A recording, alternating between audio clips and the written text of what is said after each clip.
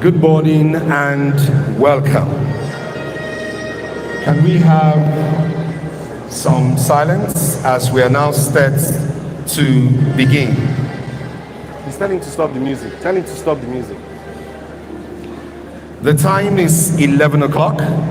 Welcome to Baze University, Abuja, Nigeria. Today is the Founders Day Celebration 2025. Welcome principal officers, distinguished members of faculty, and our dear students, invited guests. Please rise for the national anthem.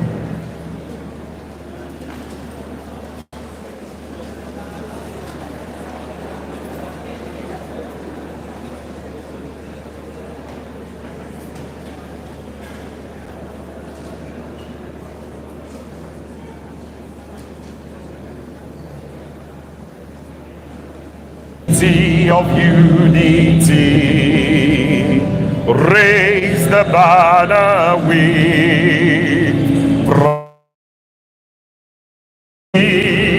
over the hills, the land and sea, driven by excellence, hard work and diligence, and our riches high above the skies. Shine on Baze University, ever shining as the morning sun, marching on to glory. Learn to lead and learn to lead. Shine on, Baze University.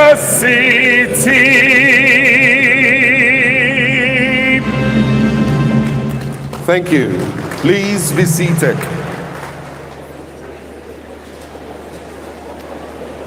The Chancellor and founder of Baze University, a distinguished senator and a man of great respect, our distinguished Senator Dati Baba Ahmed. We recognize here with us today the Vice Chancellor of Baze University. Please, a round of applause for Professor Jamila Shwara. We recognize very, very specially the members of the Principal Management, the Deputy Vice Chancellor Academic, Professor Osita Obu. Please, a round of applause for him. Deputy Vice Chancellor Administration, Dr. A.S. Dambata, also seated. The Distinguished Registrar of the University, Professor A. Adeni, seated. Distinguished University Librarian, Dr. J.O. Daniel, seated. Our distinguished Bossa, also here with us, seated. The Deans of Faculty, our very, very respected heads of departments and respected professors. We also very, very specially recognize here with us a gentleman par excellence whom we will get to know much better before he speaks. He is our distinguished guest speaker, and we're so glad he's here with his wife. A round of applause for Dr. Ruben Abati, here with his wife, Mrs. Kikelomo Abati. Thank you very much for being here. We recognize our very distinguished students, as well as distinguished members of faculty who are here. My name is Dr. Tokwe Ojeme. I will be anchoring this program for today. If you clap for me, I'll be glad. If you don't, I'll probably drop the microphone, and Dr. Abati won't take me to court because he's a senior brother in the job. Please give yourselves another round of applause. This is a very unique occasion. The Founders Day is a day to celebrate the founding of an organization or institution, to honor the founder who established the institution and the ideals that bring the institution to life. This is a day to reckon with, and that's why we're here today. We will begin by taking opening prayer, and we want to involve the students in the opening prayer.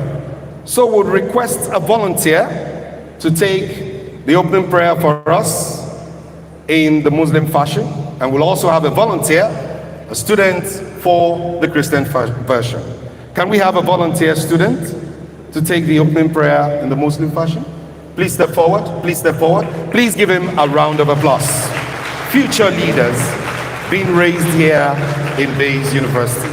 Please do announce your name and then the prayers. Assalamu alaikum. My name is Muhammad Munir. Check. I'm going to start by Assalamu alaikum wa rahmatullah.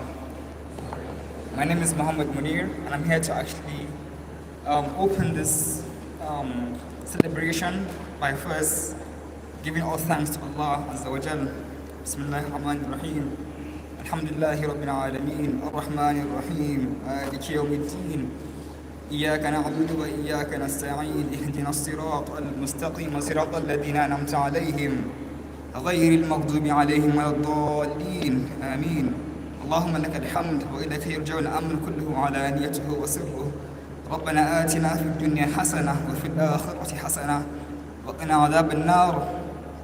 اللهم إني أعوذ بك من الهم والحزن وأعوذ بك من العجز والكسل وأعوذ بك من الجبن والبخل وأعوذ بك من غلبة الدين وقهر الرجال. يا حي يا قيوم. قل هو الله أحد الله الصمد لم يلد ولم يولد ولم يكن له كفوا أحد.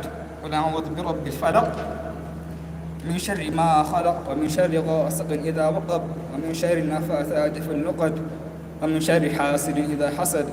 قل أعوذ برب الناس مالك الناس إله الناس من شر الوسواس الخناس الذي يوسوس في صدور الناس من الجنة والناس. Thank you so much. Thank you. Thank you. Thank you very much. Distinguished ladies and gentlemen and guests, it's now time to have the welcome address. To give the welcome address is an accomplished administrator, a distinguished academician who stands today as the Vice Chancellor of Baze University. Please welcome the highly respected Professor Jamila Shuara, Vice Chancellor, Baze University, for the welcome address.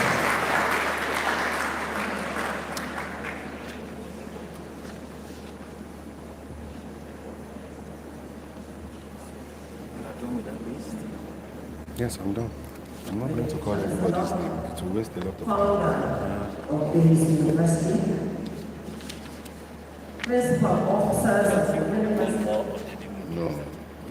members of Senate, Respected dignitaries is enough. directors of administrative departments, the keynote speaker, Dr. Obeda, is here with an amiable wife right here with us.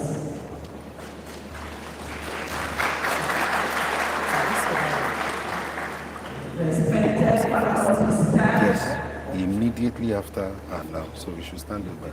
cherished That's the video of the. dear students, friends of the university, gentlemen of the press. Is after the video. This is Baze University, the center of excellence. Okay. Believers That's Madam's speech. and profound gratitude, I welcome you all on this remarkable Yeah. occasion of our 14th Founders Day anniversary. Can we distribute more? This Down. event is unique as it is the first time management will officially embark on a commemorative celebration. Today, therefore, we gather to honor the vision No. and legacy of our beloved founder, Senator. You know what even stored this thing? See the name you put for Bossa. It's wrong. That's right. Yes, sir. whose dreams and aspirations Look at the name. It's wrong. It's Juliet. It's not there. Oh, Jane Bature. Okay. Father's Day is a time to reflect on our journey, which is firmly rooted in a commitment to academic excellence, innovation, and community service. It is a day to pay homage to the values and ideas that have guided us throughout the years, and to celebrate the achievements that have shaped our destiny and reputation as a frontline institution in university education delivery. As we look around, we are reminded of the remarkable growth and progress that have defined our university's path. What began as a humble dream has blossomed today into a great center of learning and research that impacts not only our community, but also the world at large. This transformation will not have been possible without the unwavering dedication of our visionary leaders, passionate faculty, our diligent staff, supportive alumni, and most importantly, our vibrant and ambitious students. Baze University, Abuja, was granted an operating license as a private institution by the National Universities Commission and commenced operations on the 11th of March, 2011. In April 2011, the university admitted its first set of students, 17 of them, into 3 faculties: business studies, computing and information technology, and law. And the university at that time employed 20 members of staff in different categories and cadres. The aim was to provide university education in an environment comparable with international standards. And it hasn't. Since 2011, So we have Baze University has grown in leaps and bounds, making giant strides with a competitive edge in the diversity of our staff, the quality of our graduates, and the robustness of the technology we deploy in all our processes. Did I hear a round of applause? So that in our 14 years of operation, we celebrate today the following. We have 9 faculties today.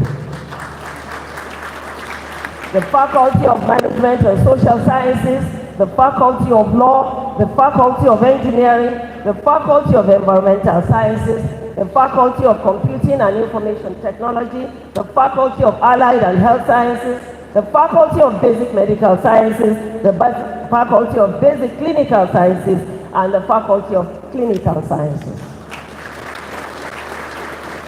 Today, we boast of a College of Medicine and Health Sciences, a School of Postgraduate Studies, a Center for Foundations and Entrepreneurial Studies, and Center for Consultancy, Research, and Development. Today, from the humble beginnings of 3 programs, we have 102 NHC programs.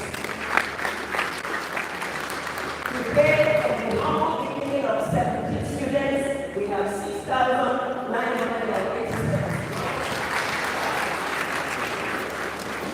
Today, from the humble beginnings of 20 staff, we have 911.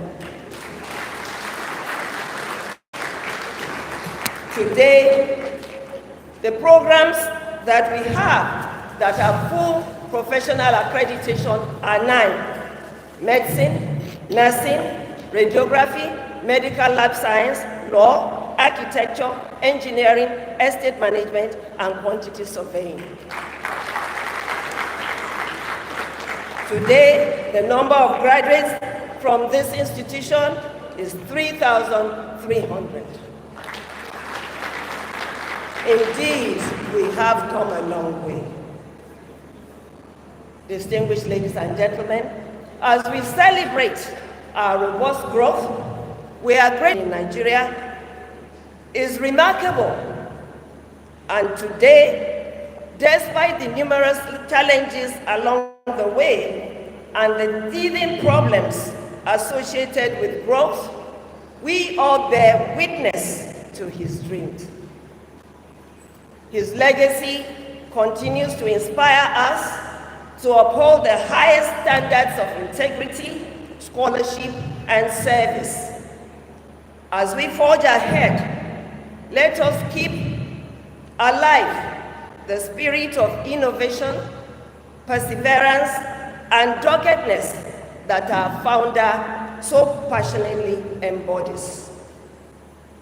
Now, to our students, you remain the heartbeat of this university.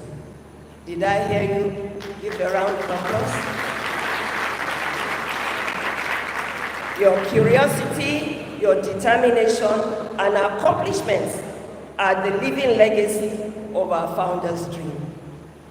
To our alumni, you continue to make us proud through your achievements and contributions to society. To our faculty and staff, your dedication and hard work ensure that we remain a beacon of knowledge and progress. As we celebrate 14 memorable years in existence, let us collectively use this opportunity to renew our commitment to the ideals upon which this university was founded. Learn to live. Let us continue to push the boundaries of knowledge, nurture innovation, and contribute positively to our society. To our keynote speaker of the day, Dr. Ruben, and with permission, Adeleye Abati. A journalist par excellence, we thank you for sharing our vision by giving us wisdom from your deep well of knowledge. May our partnership remain enduring. To everyone who has contributed to making this day possible, I extend my deepest gratitude on behalf of the entire university community. Your support and dedication are invaluable to us. Thank you all for being here today to celebrate this momentous occasion with us. Together, let us honor our past, celebrate our present, and build a bright future together. Long live Baze University. Happy Founders Day. Now, before I take my leave of you, let me express the sincere wishes of the founder of this university and the third chancellor, Senator Yusuf Deji Baba Ahmed. He had planned to be here today. Unfortunately for us, he's been taken out because he's attending some other very important partnership agreements for the university outside the country. But he will be joining us at an appropriate time. I thank you all. Welcome. Please do give another round of applause for our very distinguished Vice Chancellor of Baze University. And to give credence to the speech by our dear Vice Chancellor, we want to ask all students to please rise for special recognition. All students rise wherever you are. Rise with pride and dignity. All the students across various faculties, alumni, yes, clap. Yes, clap for them. Rise. They are dotted in parts of this room and some joining us online. Thank you. Please be seated. Also supporting the Vice Chancellor are very distinguished members of faculty. As I mentioned earlier, the DVC academic, Professor Osita Obu is here. The DVC administration, Dr. A.S. Dambata. The registrar, Professor A. Adeniyi.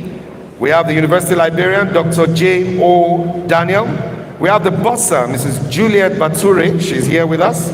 We have the Dean Postgraduate School, Professor A. Ogu. Please clap if you can. Professor M.U. Abubakar is Dean, Faculty of Law.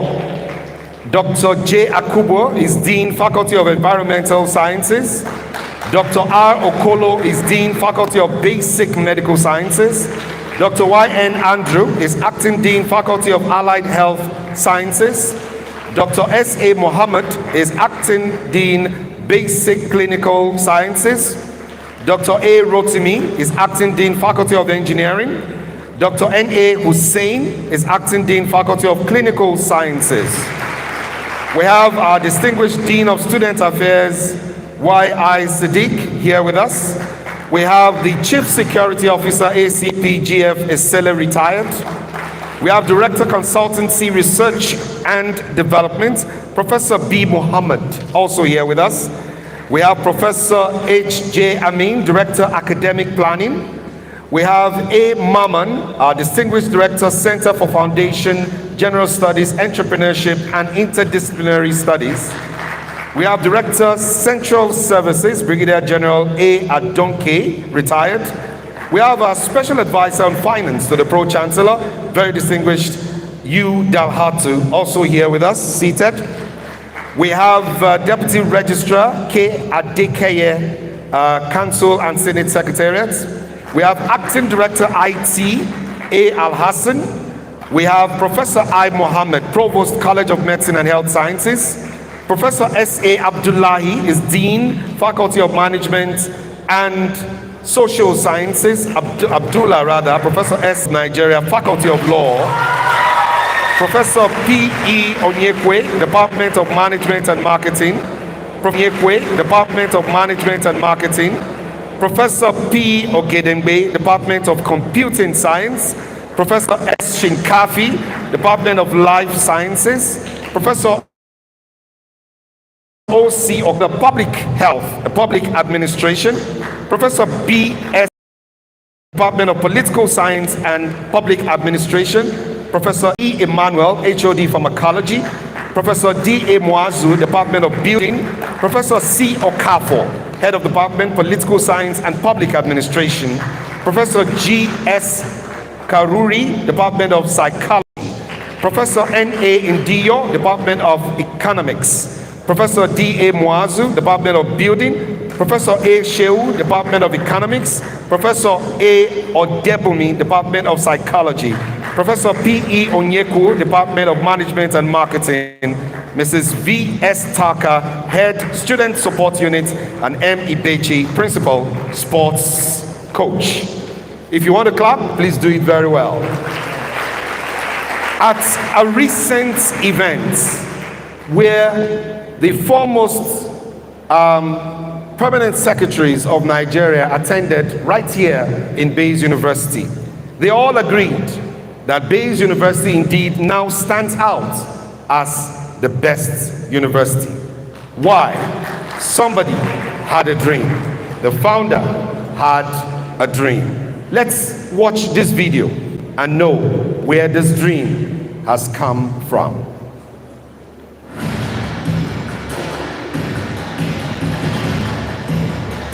Senator Y.D. Baba Ahmed, PhD, founder and chancellor, Baze University.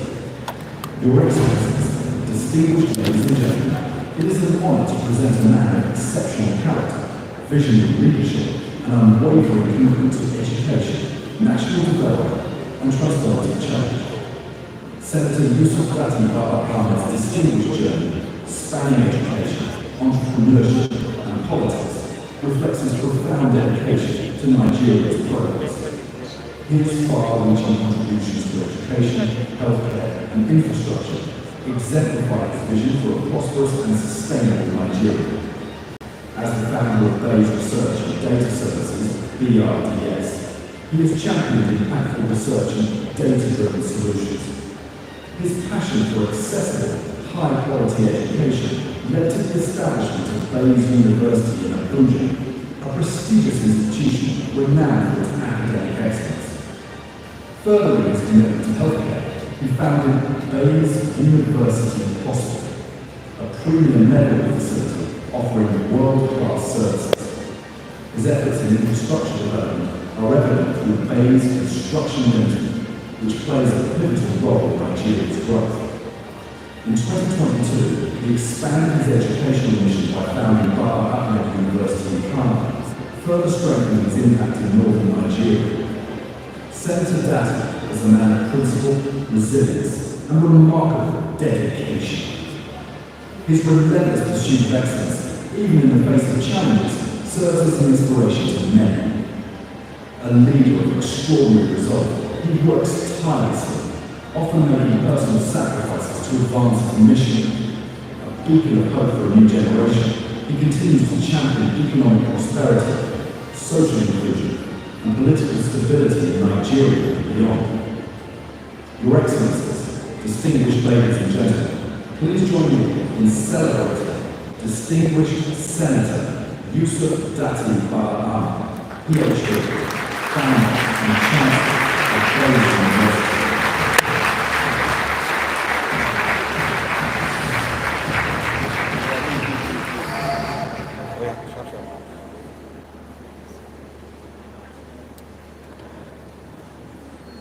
The founder and chancellor will now be joining us to address the university community shortly.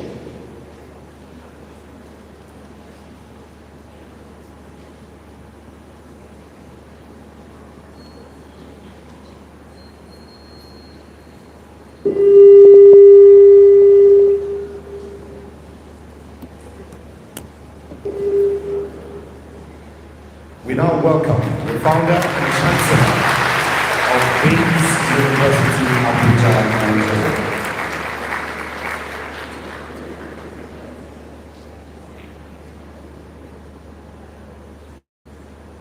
Vice Chancellor, Professor Jamila Shura, the Deputy Host,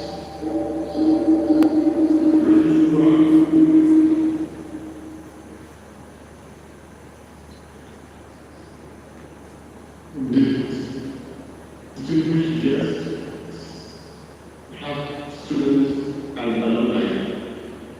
It is an immense honor and privilege to join this great occasion as we celebrate 14 years of excellence, innovation, and academic distinction at Baze University. This occasion is not just a commemoration of time, but a recognition of our common principles and mission, which I modestly set forth, believing that education is the most powerful tool to develop societies. Today, we celebrate this institution's remarkable journey, a journey marked by relentless dedication to knowledge, research, and character-driven leadership. From our humble beginnings to our current status as a beacon of educational excellence, Baze University has consistently demonstrated a commitment to shaping minds, nurturing talent, and producing graduates ready to positively impact society. A key highlight of today's event is the presence of our esteemed keynote speaker, Dr. Rupert Awati. He is a distinguished journalist, television presenter, and a public intellectual whose contributions to the field of media, governance, and national development constitute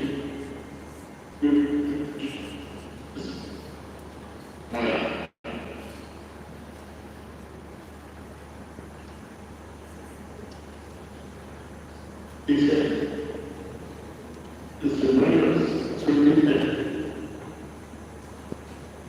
technological advance and the spread of misinformation. Institutions like ours must remain committed to truth, integrity, and critical thinking. These values have always been at the core of Baze University's philosophy. We not only equip our students with knowledge, we empower them to think, innovate, and be purposefully. As we celebrate this milestone, we must look forward. Our journey is far from over. We must continue to challenge the status quo, push the boundaries of research and development, and create an environment that fosters intellectual growth and practical problem solving. Baze University is not just a place of learning, but a movement, a force for good, innovation, and positive change in Nigeria and beyond. To our esteemed faculty, your dedication to excellence is the foundation of our success. Your passion for teaching, mentorship, and research have shaped generations of students who have gone on to achieve great things. To our dear students, you are the future, and the world awaits your brilliance. Do not just dream of success. You should pursue it with vigor, determination, guided by hard work, resilience, and integrity. As we embark on the next phase of our journey, let us remain united in our commitment to quality, innovation, and service to humanity. Let us continue to inspire and be inspired. Baze University stands as a pillar of hope, knowledge, and transformation. Together, we will write even greater success in coming years. And Baze University, I can say now, has led a quality revolution in the Nigerian higher education subsector. Thank you very much, and happy Father's Day 2025.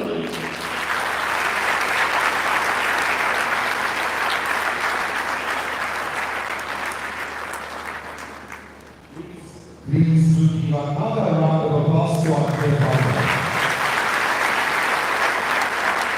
Distinguished senators, sir, the university community will be glad if you wave your thumbs. We are aware that you are at a point where you are running some partnership for the university, and we wish you the very best in your endeavors. Can we all wave back To our dear founder, everyone. Thank you very much, sir. Thank you. Thank you. Your Excellencies, very distinguished members of faculty, ladies and gentlemen, we've come to that point, as our founder did mention, that we'll have the keynote address. But permit me, Madam Vice Chancellor and distinguished members, to please quickly recognize two names that were omitted earlier. The internal auditor, Ashiru MG, is here with us. Please a round of applause. You may step forward, sir. You may step forward, sir. Dr. Reuben Abati is one of Nigeria's most accomplished intellectuals, journalists, and public servants, whose career spans academia, media, public policy, and law. A scholar of exceptional caliber in 1985, earning the Vice Chancellor's Prize for Best Overall Academic Performance. As a National Merit Award Scholar 1981 to 1985, his academic excellence was further solidified with a master's degree in theatre arts from the University of Ibadan in 1987 and a PhD in dramatic literature, theory and criticism in 1990. His commitment to lifelong learning saw him earning a Bachelor of Law LLB from Lagos State University in 2000, a Master's in International Law and Diplomacy from the University of Lagos, and an Advanced Management and Leadership Certificate from the Said Business School, University of Oxford. He is also a Herbert H. Humphrey Fellow in Journalism from the University of Maryland, College Park, USA. Abati's illustrious career in journalism is marked by a blend of depth, insight, and influence. From his early contributions as an editor and columnist with Hints, Channel, and Hearts magazine, to shaping opinions as editorial page editor of the Hama newspaper, his voice has been a constant in Nigeria's media landscape. Joining the Guardian newspaper in 1991, Abati rose to become editorial page editor and chairman of the editorial board 2000 to 2011, where his incisive commentary and editorials helped shape national discourse.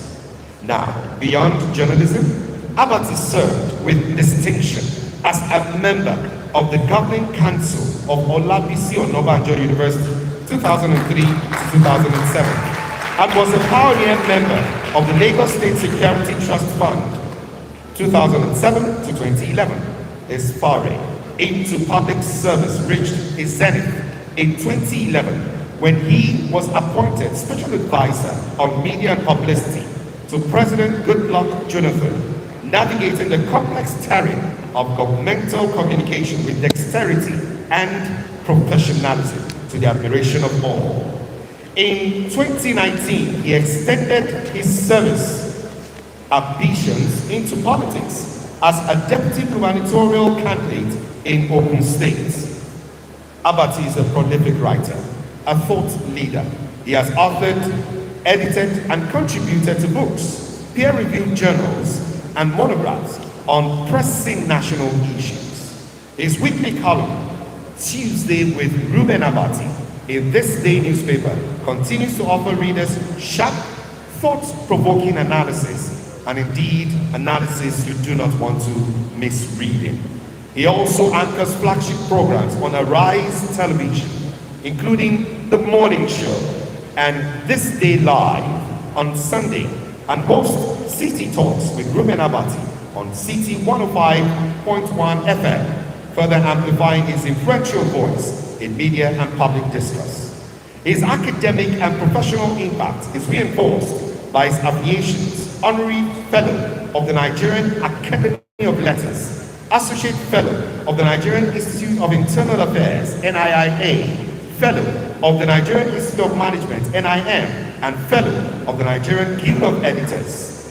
He has also served as a Senior Research Associate at the Olusegun Obasanjo Center for African Studies, OCAS, at the National Open University of Nigeria, NOUN.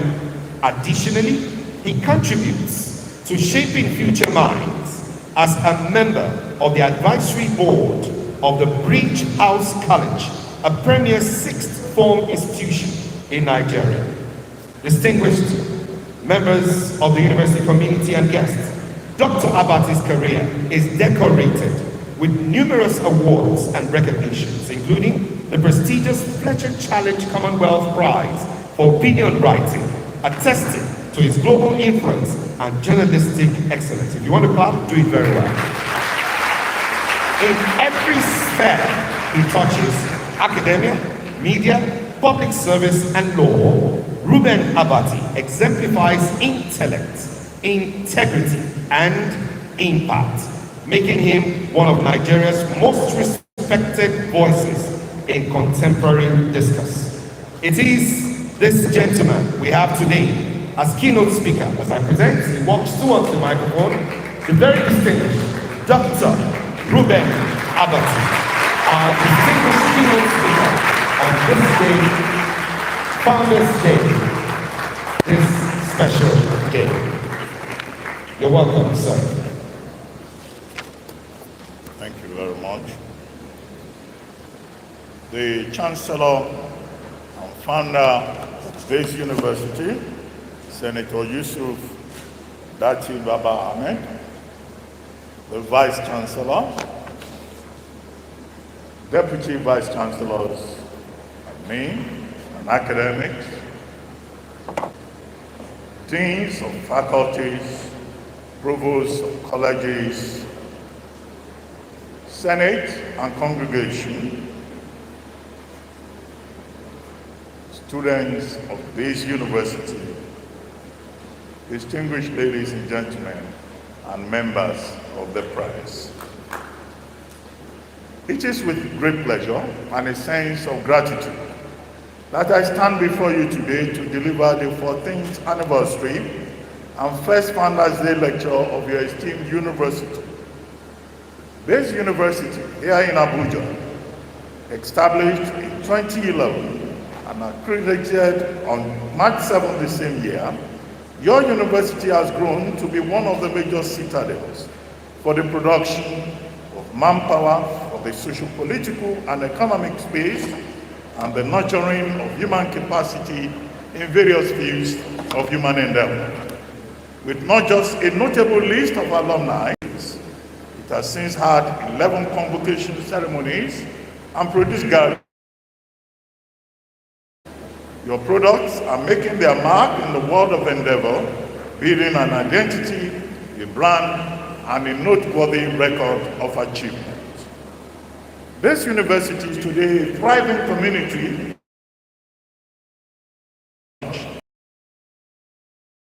The founder, Senator Yusuf Datiba Ahmed, a man whose contribution is to be underscored in terms of how he has dedicated himself to the task of service by giving back to his own country and helping in the education industry to build the same country that nurtured him, by devoting time and resources to the empowerment of the younger generation. I salute also the diligence and commitment of all the men and women who in various ways have joined this enterprise of building young persons into better men and women, providing an enabling environment for the flowering of the human spirit and the ideal of the university. It is instructive that the motto of your university simply says, learn to live. The entire trajectory of human survival is based on the production of knowledge, epistemology, and adaptability. And as man learns anew, he strengthens his own capacity to live. The big burden that man who fancies himself or herself the most wondrous creation on earth, master of the universe, however, is that the more he learns, the more he sees that he still needs to know. And in the endless search for knowledge, he expands his own horizons.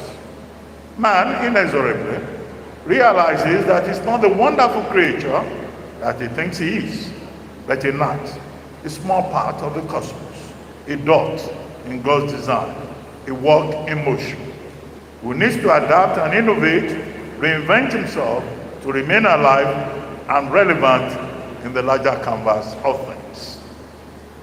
We keep learning to live, and the university as a place of learning stands at a critical pathway in this process. The letter inviting me to speak at this occasion described the subject of engagement as leadership in a disruptive era, ethics, accountability, and the future of governance in Nigeria.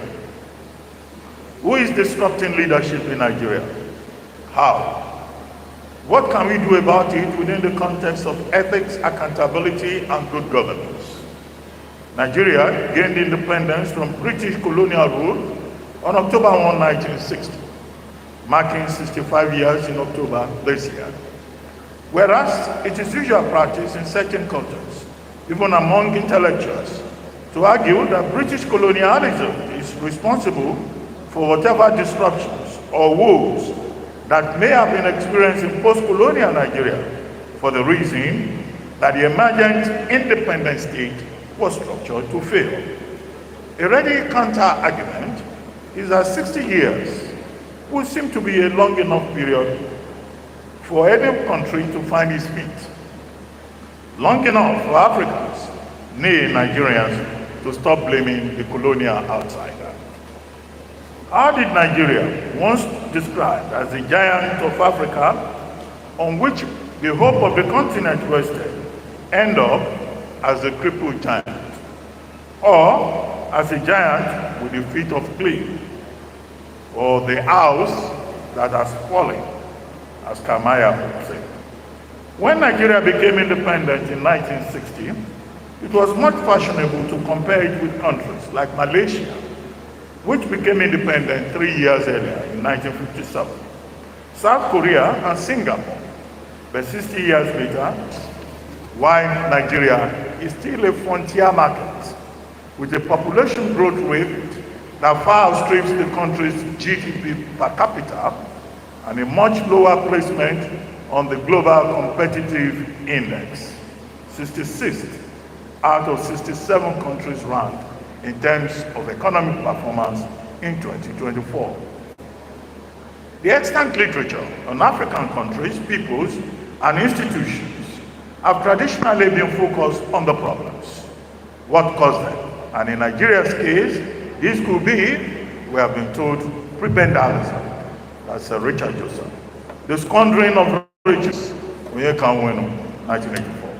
The cost of oil, or simply the failure of leadership, as Achebe described it in The Trouble with Nigeria in 1983.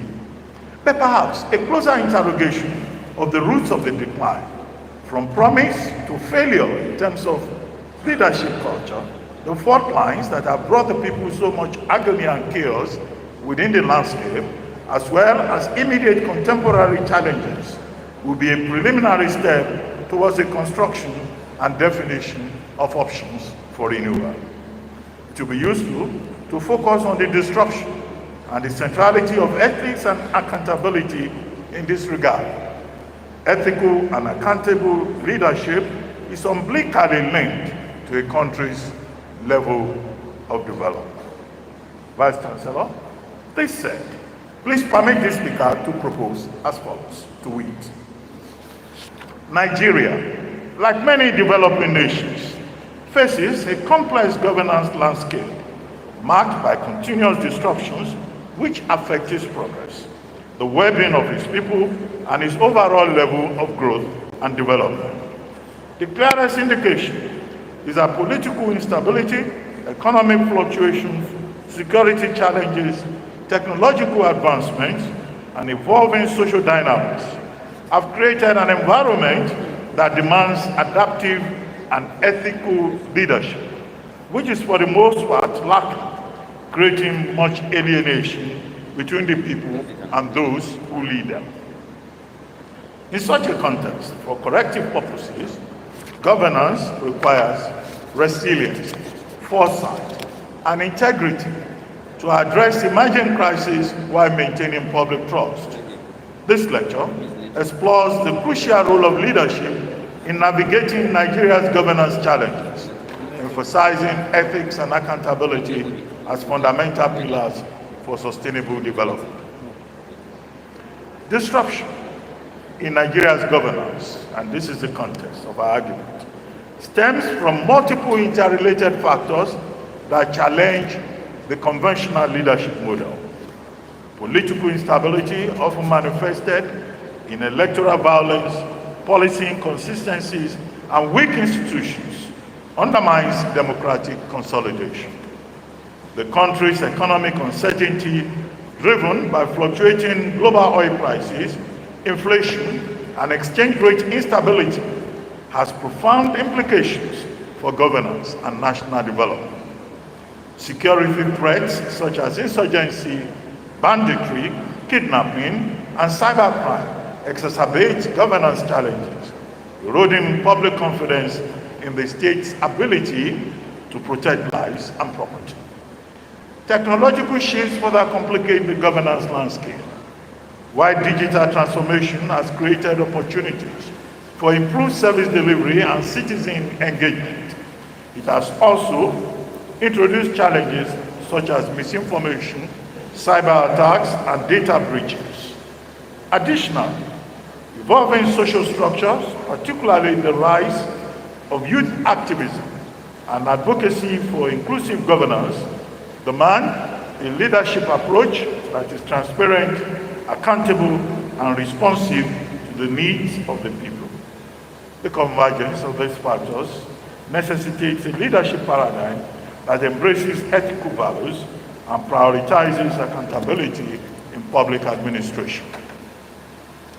In a disruptive era, leadership transcends traditional authority and requires a proactive, visionary, and ethical approach. Nigeria's governance challenges necessitate leaders who can anticipate potential disruptions and devise adaptive strategies to mitigate their impacts. Leadership in this context should be transformative, emphasizing innovation, inclusivity, and collaboration with key stakeholders. One of the critical roles of leadership in this era is policy coherence and consistency to build confidence and a feeling of certainty, continuity among national constituencies and investors at which Nigeria's economic diplomacy is targeted. Frequent policy reversals and lack of continuity in governance have stifled national development and deterred foreign investment. Leaders must therefore demonstrate long-term vision and strategic thinking in addressing Nigeria's socio-economic challenges, and their successors must see the need to convey the impression of a national framework that is built on character and culture. Another essential aspect of Baze is crisis management and resilience. Leaders must develop contingency plans to address security threats, economic downturns, and public health emergencies such as pandemics. The ability to respond effectively to crisis determines the level of public trust in governance. Furthermore, leadership must leverage technological advancements to improve governance efficiency. E-governance initiatives, digital record keeping, and data-driven decision-making can enhance transparency and reduce bureaucratic inefficiencies. The integration of technology into governance requires leaders who are technologically literate and committed to digital transformation. The 21st century leader must be an entrepreneur with the capacity to learn, and relearn, because they seem to believe that it is their divine birthright to do so. No nation can fulfill its objectives where the state exists to serve a few to the detriment of the majority. Without a doubt, governance in Nigeria has been subject to various forms of disruptions. These disruptions, we argue, often interwoven, have challenged state institutions, policy implementation, leadership responses, necessitating adaptive governance strategies. What are the key factors? Economic disruptions. Economic instability remains a major factor contributing to governance challenges in Nigeria. Inflation rates have fluctuated significantly, affecting the purchasing power of citizens and straining government budgets. Unemployment rates, particularly among the youth, exacerbate social unrest, leading to a cycle of protest and political dissatisfaction.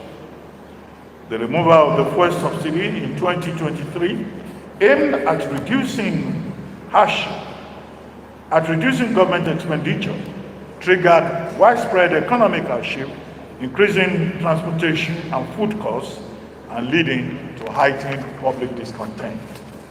Additionally, fluctuating exchange rates, largely driven by dependence on crude oil exports and policy inconsistencies, have complicated economic planning and governance effectiveness. Security challenges. Nigeria's governance has been persistently disrupted by security threats, including insurgency, banditry, kidnapping, communal clashes, and cybercrime. The Boko Haram insurgency and its offshoot, the Islamic State West African Province, ISWAP, continue to undermine national security with large-scale displacements and human rights violations in the northeastern region. Banditry and kidnapping, particularly in the northwest and central Nigeria, have posed severe challenges to governance with ransom payments and mass abductions weakening state authority. Cybercrime has also emerged as a new frontier of insecurity, with digital fraud and hacking incidents undermining economic transactions and national security frameworks. Technology. The rapid expansion of digital governance, social media influence, and the spread of misinformation have altered Nigeria's governance landscape. Digital governance initiatives such as e-government portals and cashless policy implementations have streamlined public service delivery, but have also faced setbacks due to poor digital infrastructure and resistance from bureaucratic entities. Social media platforms have played a dual role in governance, enhancing political engagement while also serving as vehicles for misinformation and disinformation. The virality of misleading content has shaped public perception, sometimes leading to civic unrest and policy reversals. The Nigerian government has responded through regulatory measures, such as the Twitter ban in 2021, illustrating the struggle to balance digital freedom with state control. There was also the infamous attempt by the legislature to introduce social media control legislations, which was starkly opposed by civil society and defeated on the grounds that this will amount to an undesired curtailment of the constitutionally guaranteed right to the freedom of expression.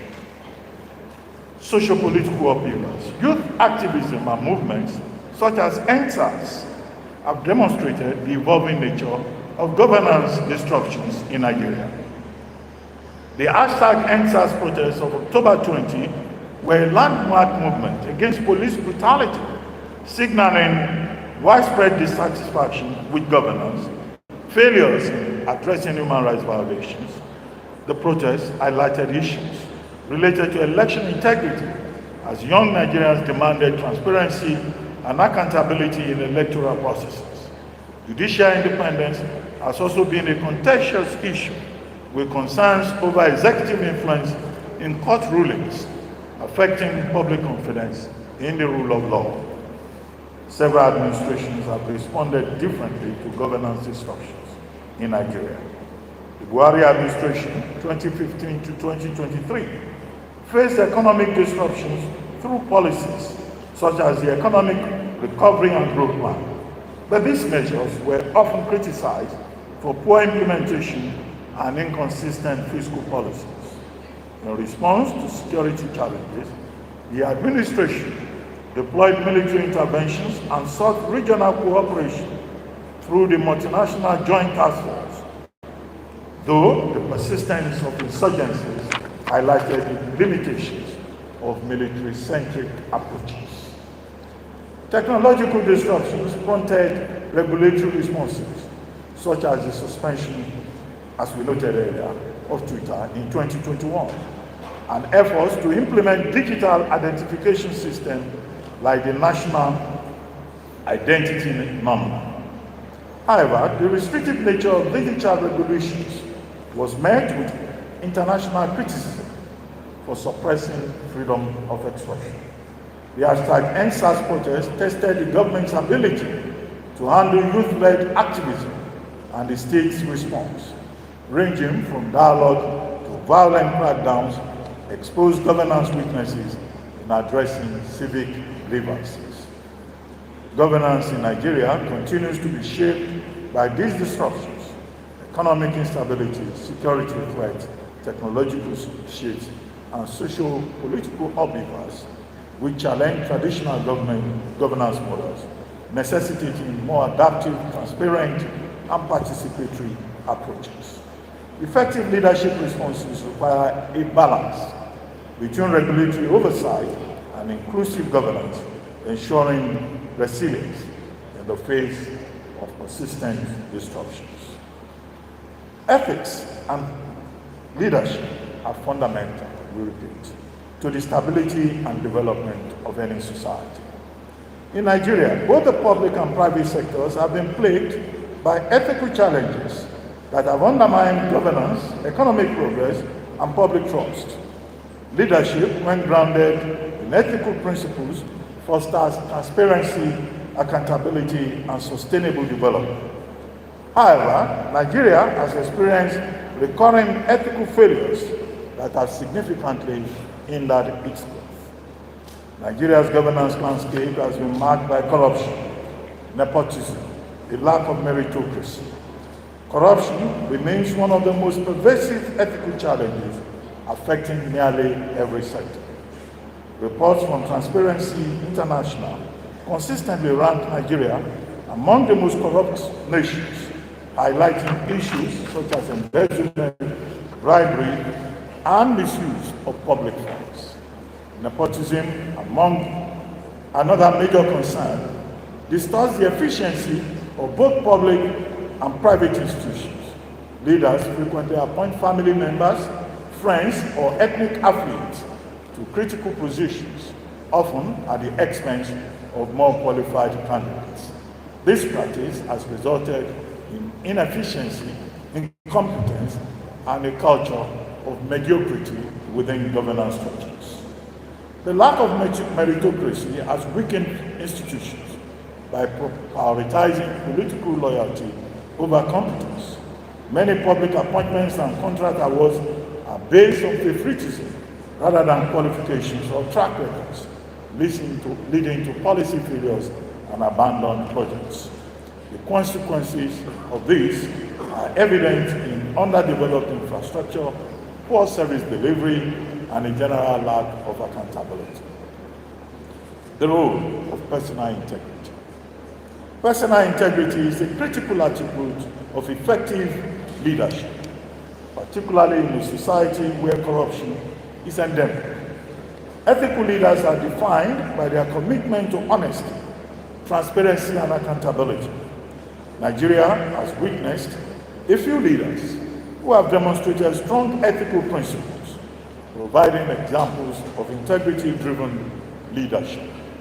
For instance, the former governor of Lagos State, the late Lateef Jackson, is often praised for his commitment to public service, having implemented transformative policies in education and housing without allegations of corruption.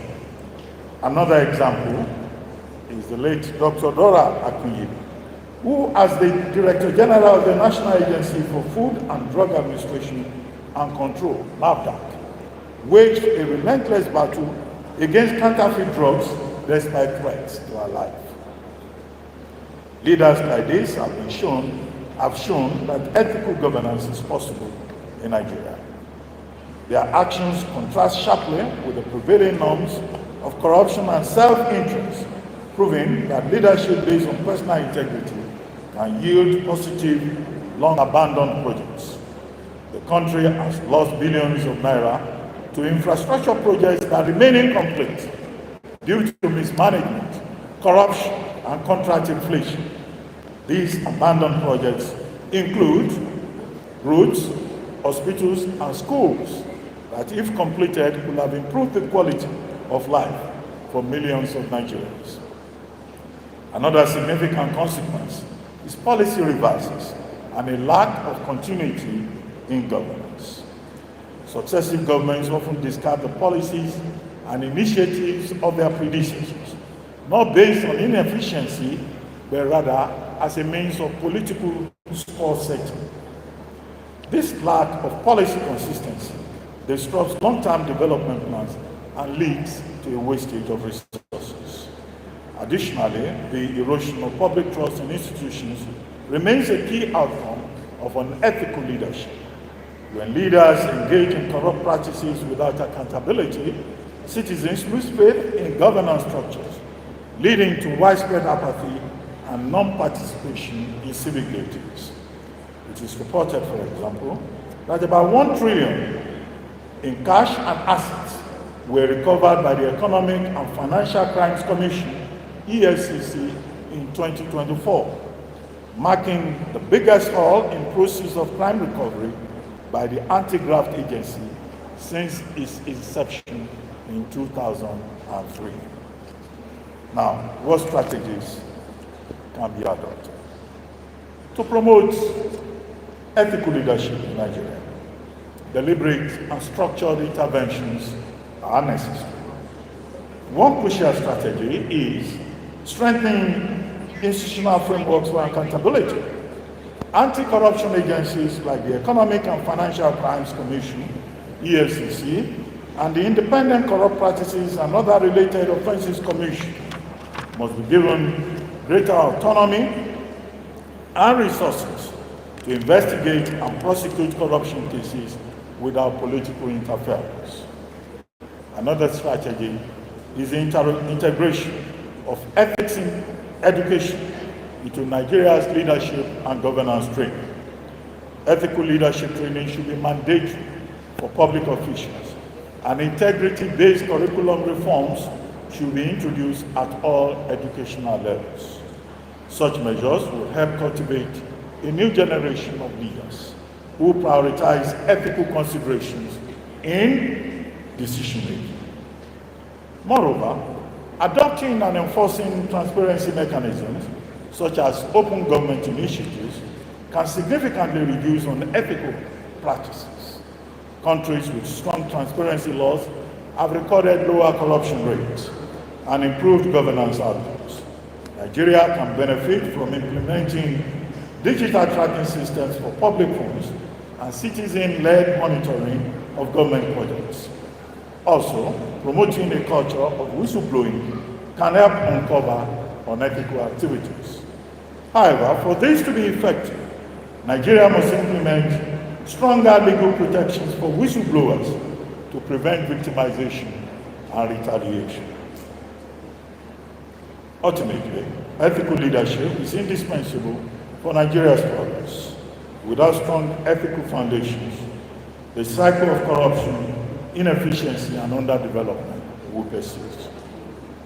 By fostering integrity in governance, enforcing accountability, and institutionalizing ethical education, Nigeria can cultivate a leadership culture that prioritizes national interest over personal gain. Accountability is a fundamental principle of democratic governance, ensuring that public officials and institutions act in the best interests of citizens. In Nigeria, accountability remains a critical yet challenging aspect of governance, with persistent issues of corruption, weak institutional oversight, and public distrust. The lack of transparency in government affairs has eroded confidence in public institutions, necessitating urgent reforms to restore trust and promote good governance. Accountability in governance operates within political, legal, and moral frameworks. Politically, it refers to the responsibility of elected officials to the electorate, requiring transparency in decision-making and adherence to democratic principles. In Nigeria, political accountability is often compromised by electoral malpractice, weak party structures, and a lack of internal democracy. Legal accountability entails the enforcement of laws that hold public officials responsible for their actions, ensuring that governance operates within the boundaries of established regulations. However, the selective application of legal measures in Nigeria often leads to impunity for high-ranking officials where lower-level bureaucrats face sanctions. Moral accountability transcends legal and political obligations, emphasizing ethical leadership and public service values. Leaders are expected to act with integrity and prioritize the welfare of citizens. However, moral lapses in governance, such as nepotism, self-enrichment, and lack of responsiveness, have become prevalent in Nigeria, undermining public confidence. Public trust is an essential component of effective governance, but in Nigeria, it has been severely eroded due to widespread failures in leadership and policy implementation. Electoral malpractice remains a significant factor, with instances of vote buying, ballot rigging, and intimidation undermining democratic processes. The credibility of Nigeria's electoral system has been questioned repeatedly, leading to voter apathy and skepticism regarding the legitimacy of elected officials. Misuse of public funds is another critical issue contributing to the decline in trust. Reports from Nigeria's Auditor General's office frequently reveal cases of financial mismanagement, including inflated, plays a crucial role in investigating, particularly despite securing some high-profile conventions. The EFCC has been criticized for selective enforcement.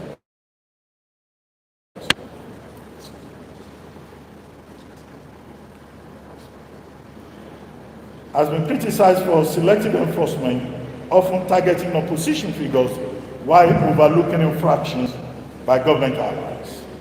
The Independent Corrupt Practices and Other Related Offences Commission, ICPC, is another agency tasked with addressing corruption in public service.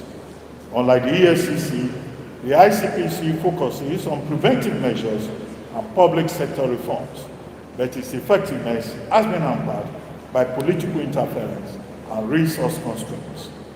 The Auditor General's Office provides oversight by auditing government expenditures and ensuring compliance with financial regulations.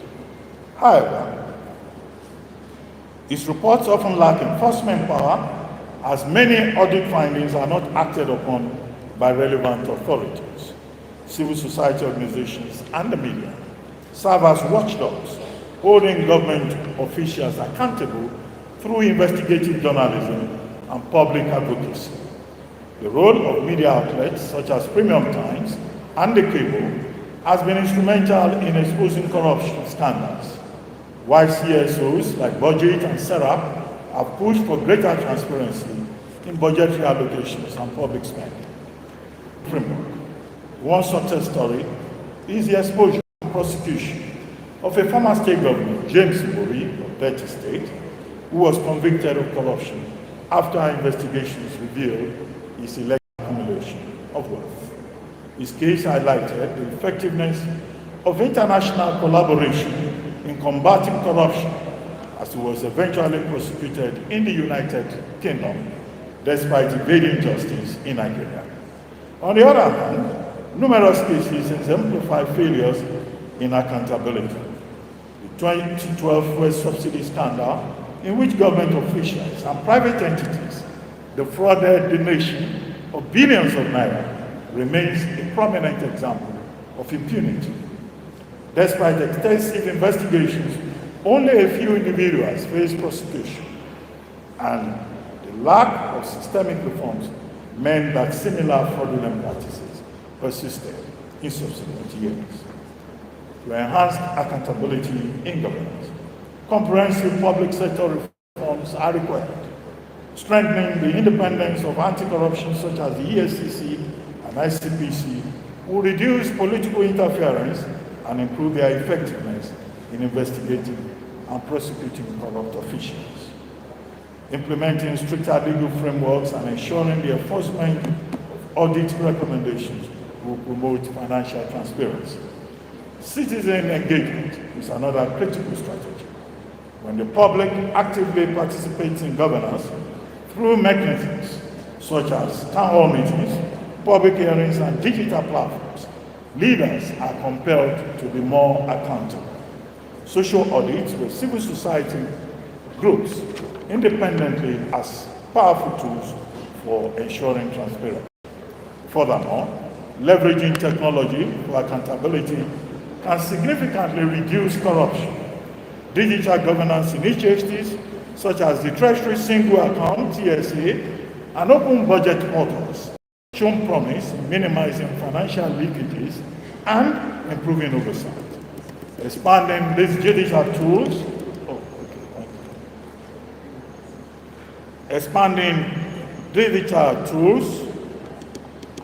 just a moment,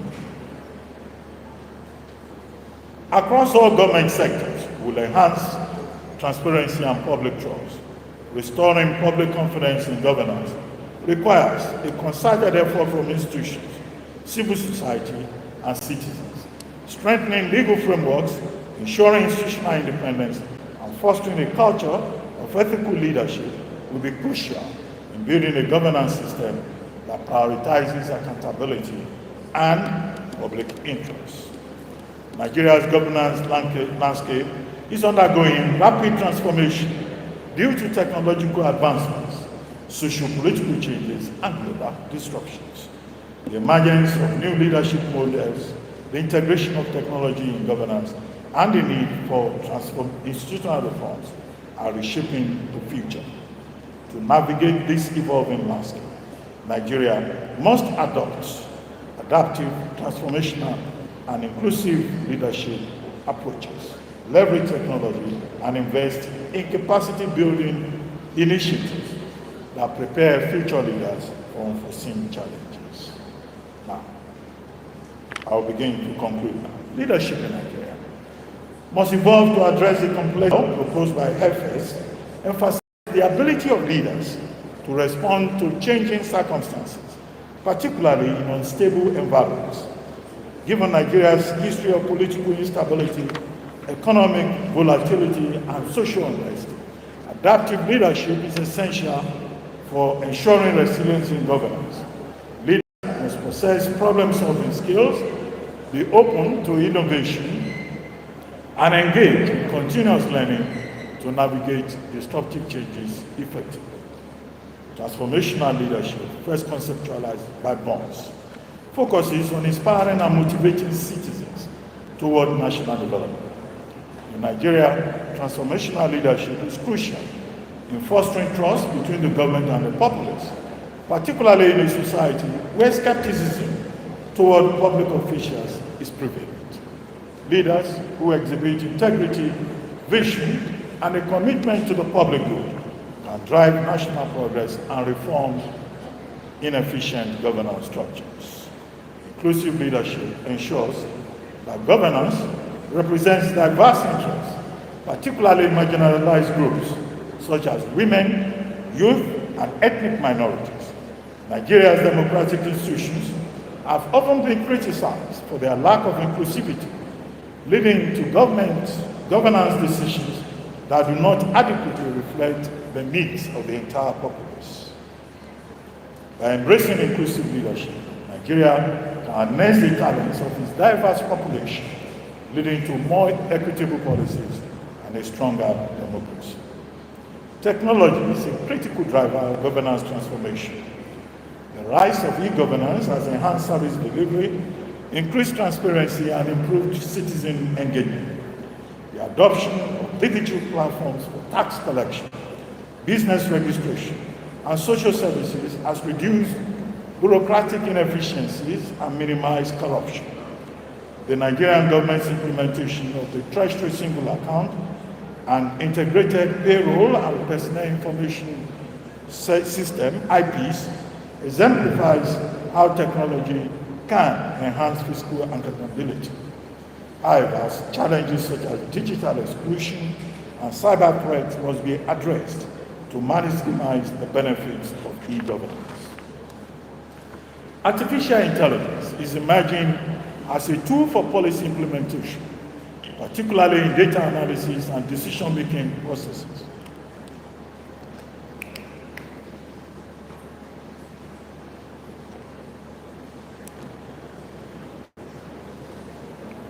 Excuse me.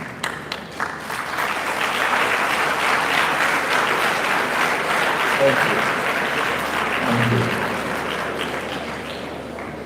you. AI applications and enhanced governance by predicting economic trends, optimizing resource allocation, and improving service delivery, service efficiency. However, Nigeria must develop regulatory frameworks to ensure ethical AI deployment and prevent algorithmic biases that could reinforce existing inequalities. Social media has become a powerful instrument for political accountability, enabling citizens to demand transparency and expose governance failures.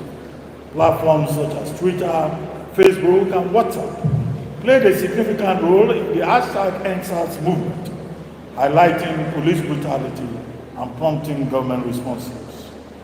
While social media facilitates civic engagement, it also presents challenges such as misinformation and political propaganda. Regulating digital spaces without infringing on free speech is a key governance dilemma that Nigeria must address in the coming years. To build a governance system that can withstand future disruptions, leadership education and capacity building initiatives must be prioritized. Formal education programs that integrate leadership training, policy analysis, and crisis management can equip future leaders with the skills necessary to handle uncertainties. Institutions such as the National Institute for Policy and Strategic Studies play a crucial role in fostering strategic leadership development, but their curricula must be continuously updated to reflect contemporary governance challenges. Institutional reforms are essential. Weak institutions have historically hindered Nigeria's development, allowing corruption and inefficiency to thrive.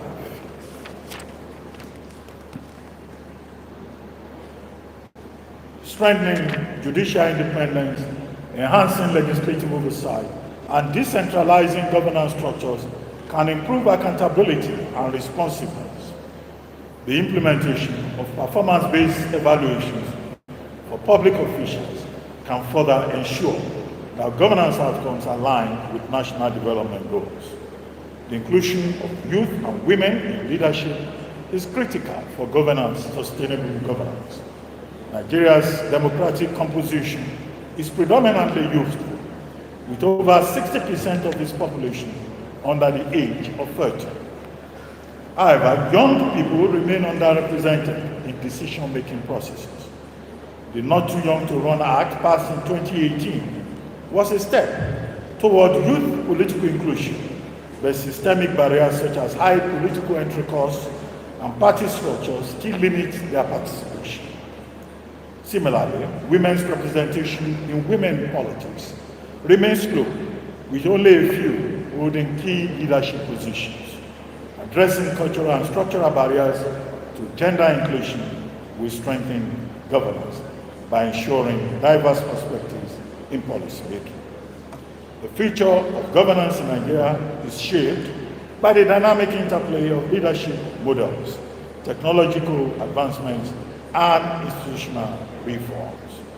Preparing Nigeria's leaders for future disruptions requires investment in education, institutional strengthening, and greater inclusion of youth and women in leadership. By embracing these strategies, Nigeria can build a governance system that is not only effective in the present, but also sustainable for future generations. Conclusion. The governance challenges in Nigeria require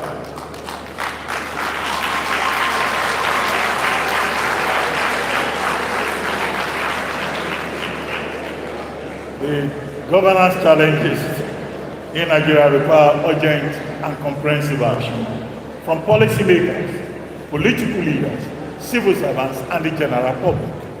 The discourse on ethics, accountability, and the future of governance has underscored the need for transformative leadership, institutional strength, and the responsible use of technology.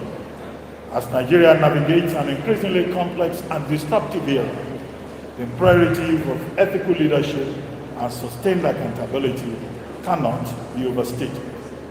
The long-term stability and prosperity of the nation depend on governance reforms that prioritize public trust, inclusivity, and transparency. Public policymakers must embrace evidence-based decision-making and policy continuity to ensure that developmental programs are not abandoned due to political transitions.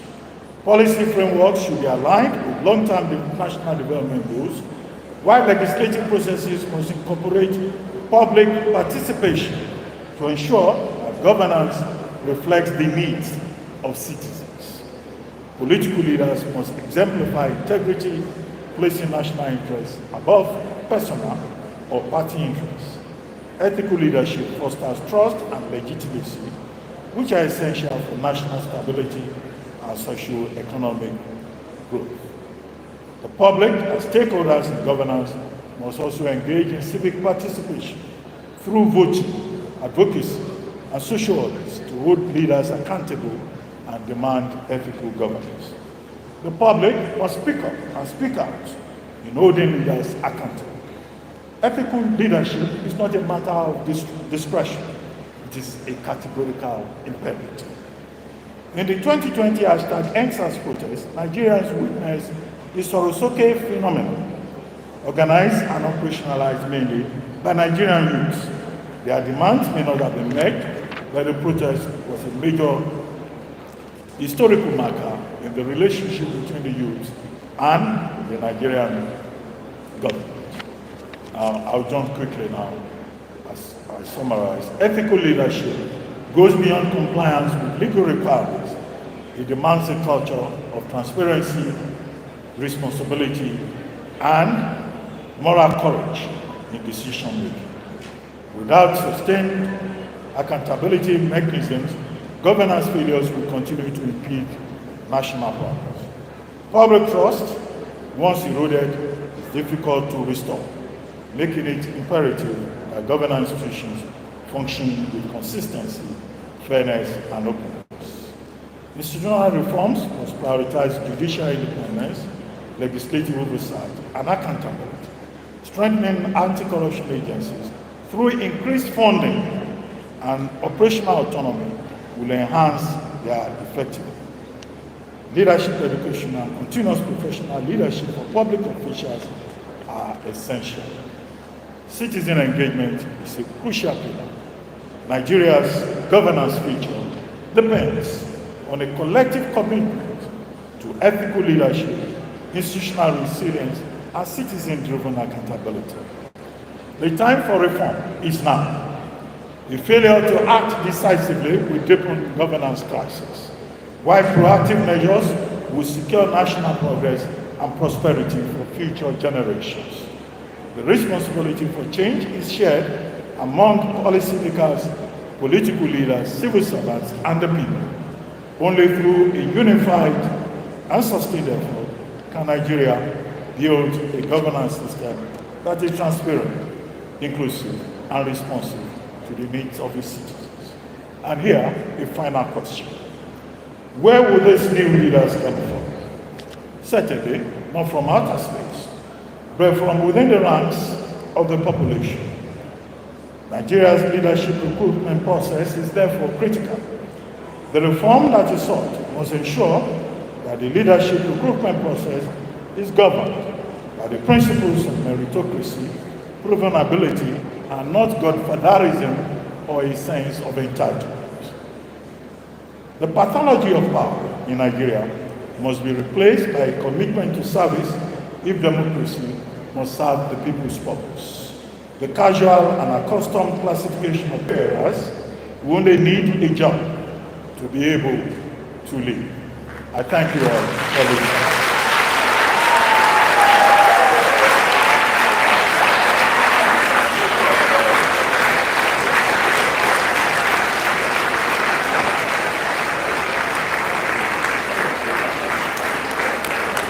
Please do give him another round of applause.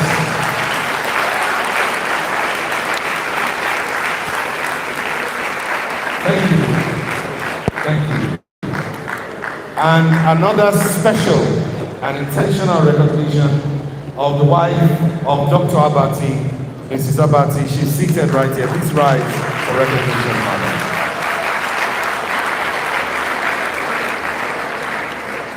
So you can tell that with such beauty by Doctor's side, you would have a keynote that is fully indeed loaded. Thank you very much, sir, for that very, very full and insightful. At the end of the keynote speaker's speech, he asked a question. And I want to reiterate that question, which he said, where do we recruit the leaders from? As he spoke to leadership. And of course, we can tell that right here in Baze University, every day, leaders are being manufactured. Learn to lead. We'll swiftly move on to take questions, but by the permission of the Vice Chancellor, I would want to please request that we just take possibly 2 questions. One male, one female, from any faculty at all. So if you have a question, students in particular, please indicate by raising your hands. If you have a question, please indicate by raising your hand.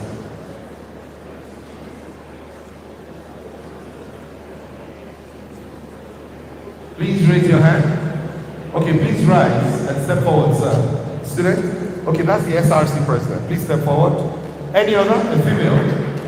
Okay, please step forward. Yes.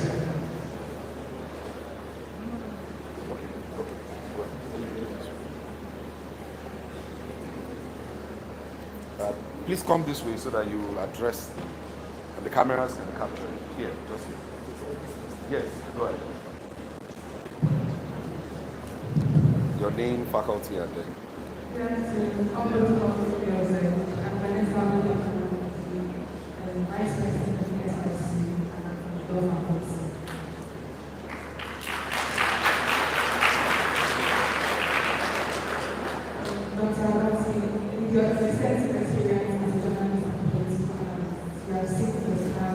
How governance and public perception intersect. How can we use especially university students encourage education and responsible political development to ensure that they are not just TV holders but active nation. Okay, we'll take the second one. Yes. Thank you very much. I'm Mr. Prime Secretary for Public Administration, Mr. Secretary. My question is, given Nigerian challenges like cybersecurity movements and rapid technology challenges, how can university leaders equip students with the values, skills, mindset to address governance issues in this way? All right, so thank you. We'll now respectfully invite Dr. Abati back to the podium to provide answers to this question. Please a round of applause for our keynote. Okay. It seems to me that the 2 questions are related. The 2 questions talking basically about the role of youth in the governance process, in the national development process. Now, 2 things that I usually say about this is that if you look at the history of Nigeria, some of the people who made great impact in this country, just a few examples, Nnamdi Azikiwe, Bafemi Awolowo, even the Sadana, Ahmadu Bello, all these persons, they made great impact when they were very young. When General Yakubu Gowon emerged as head of state of Nigeria, he was 32. When Obasanjo received the instrument of surrender after the fratricidal civil war in the East on January 1, 1970, how old was he? He was in his 30s. And now today in Nigeria, these are still the same major players that you have playing a role. Recently, Chief Ike Clark died. He was 97. Recently, Adebanjo died. He was 95. Now, one of the questions we always ask is, where are the young people of Nigeria? And that is why the point is made that, look, leadership is collective. It must also involve all of us, because it's a collective responsibility that we all share. Now, many years ago, when I was in secondary school, there was one year they said they did the International Year of the Child. Another year, I think 1979, they said, oh, International Year of the Youth. And what the Nigerian leaders used to tell us at that time is that youths are the leaders of tomorrow. Now, we the youths of that period, we are now becoming old men, emerging senior citizens. How many of us have been able to make any impact? And that is why we keep saying that it's the responsibility of government to make sure, that there is an enabling environment for youths to contribute, to engage, to be part of the governance process, and that they do not do this by paying lip service to this inclusivity or inclusion, if you like, that we talk about. The other thing that has happened in this country is what may just be put under the umbrella of moral turpitude, the amorality in our society that we have seen. Now, once upon a time in this country, if your father saw you wearing a dress or having anything in your possession that is not yours, the parents will complain. They will say, where did you get that from? Now the things have gone south in terms of morality. Now young people in universities, they are riding exotic cars, and those cars are not from their parents. I think the second speaker talked about cybercrime. There's something they call Yahoo Yahoo. There's something they call 419. In our own time, if you were a student, the competition was at the level of excellence. You wanted to be the best student. But these days, the role models have changed. And the role models have not changed in terms of integrity. The role models have changed in terms of primitive accumulation, of an appetite for wealth, unjustified wealth, instant gratification, as opposed to delayed gratification. The other day, one lady was saying famously that she wanted to ride what is that car again? Lamborghini. And I kept hearing Lambo. Which one is Lambo? It turned out that this lady wanted to, get a Lamborghini for services of a peculiar kind of variety that had been offered. But so, in other words, young people also have a responsibility to embrace the higher values. But the challenge, again, is also the kind of environment that we have found ourselves in. Many young people say that Nigerian leaders have failed the young people. It was Professor Boleshenka who once said, oh, his was a wasted generation. And I think one young person responded and said, no, his own generation was not wasted, because that generation benefited a lot from the Nigerian system. In those days, I think I met part of that when I was an undergraduate. When they would come and lay your bed for you. Yeah. When there was pipe-borne water everywhere. Where on Sundays, that was when they served us chicken at the cafeteria. Yes. I was a regular member of the first 11. So the distinction was not just in the classroom. I was an active member of first 11. Because we want to be the first to eat chicken on Sundays. By the time I got to the University of Ibadan, there was no cafeteria anymore. In fact, the toilets had disappeared. We started doing what they call bush attack. You will not know what is called bush attack. But, in some public universities, once you hear bush attack, you know what that person wants to do. So this is part of the thing that we will face. And it is because, in terms of leadership, disruption that we have in this country, there's a gap between what is called private morality and public morality. Why do we have a country where everybody is very religious? On Sundays, there will be traffic everywhere. People are rushing to church. On Friday, in some parts of Nigeria, in fact, traffic will be obstructed. And you see these very pious religious people all calling upon God. Somebody once said Nigeria is the most religious country in Africa, with a church or a mosque at every corner. Okay, why is it that it's in that same country that in 1 year alone, according to a front page report of The Guardian, March 10, it was quoted in that presentation. People stole, in terms of assets and cash, 1 trillion naira. Are these the same people who are fasting together at the same time? Christians and Muslims who are fasting together.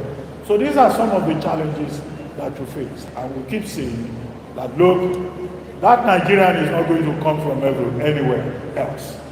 That Nigerian that can build the future and carry the youth of Nigeria along must be found from among ourselves.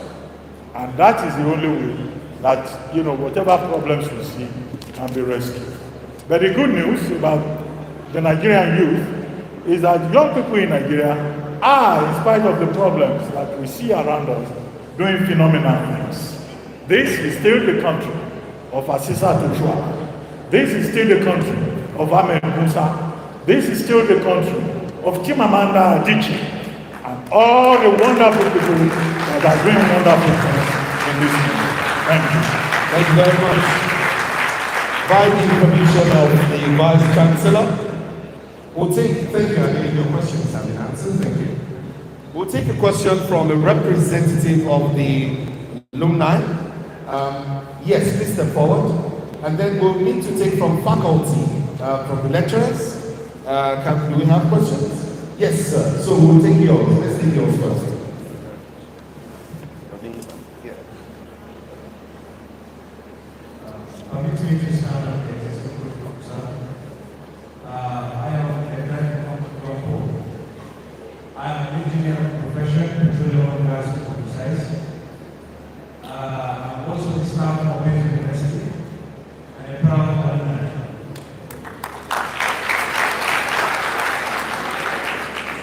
You have raised some alarming questions during your presentation concerning situations that are alarming. My questions actually, but I believe I will just make it short. The first one is, do you think Baze University has what it takes to solve the current problem that this country is facing? The second part of the question is, as an expert,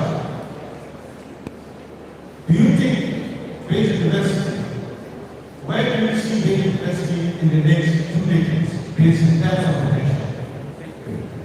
Thank you very much. Now we'll take from faculty. Yes, lecture. All schools observe, my name is Andrullah. At this lecture, thank you very much for your brilliant, wide-ranging lecture. I really enjoyed it. You mentioned the moment several situations, and I have just 2 more questions. But before I do that, let me just say that I think of leadership as a collective responsibility.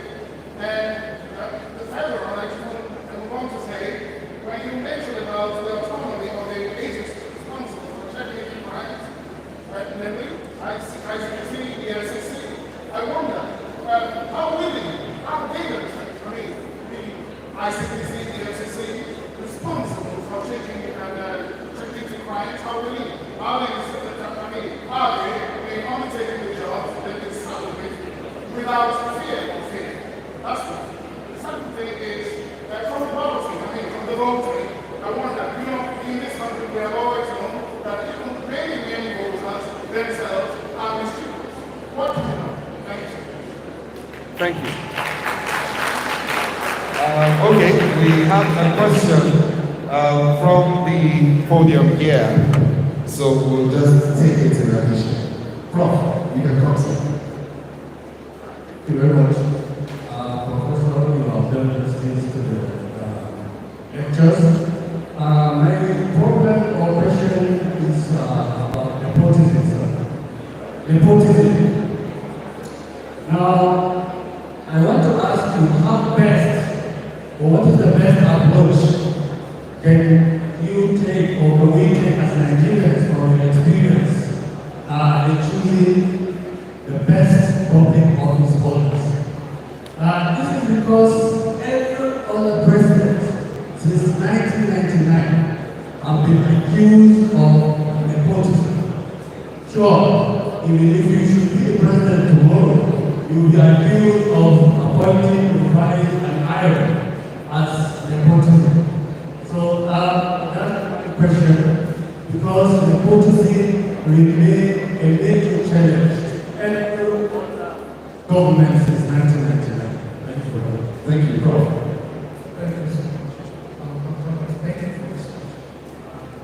My question goes this way, with regards to the relevance and the role of academia techniques and the national role of making, just like you mentioned, in governance. We know that the most successful election government in Nigeria also was managed by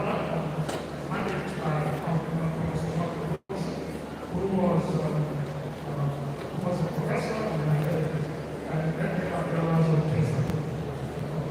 And then subsequently, other times we see the elections that we have professors and people are telling them who are supposed to be responsible in this area, but again, we in one of the side of the appeals, competitions. So the question goes on, what is your opinion in regards to the participation of the academic or in roles of this sort? Finally, also from faculty, Professor.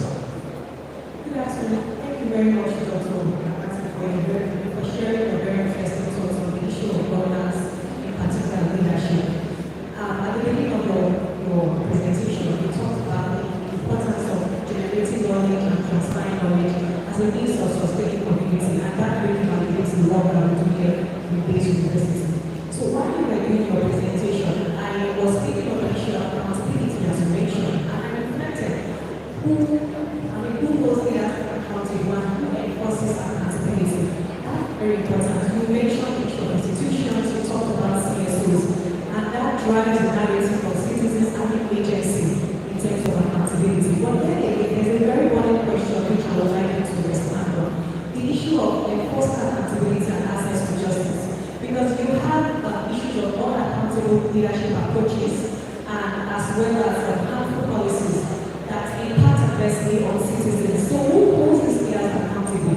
How do we ensure that justice, which is very crucial for community growth, is enforced? Thank you. We now invite respectful Dr. These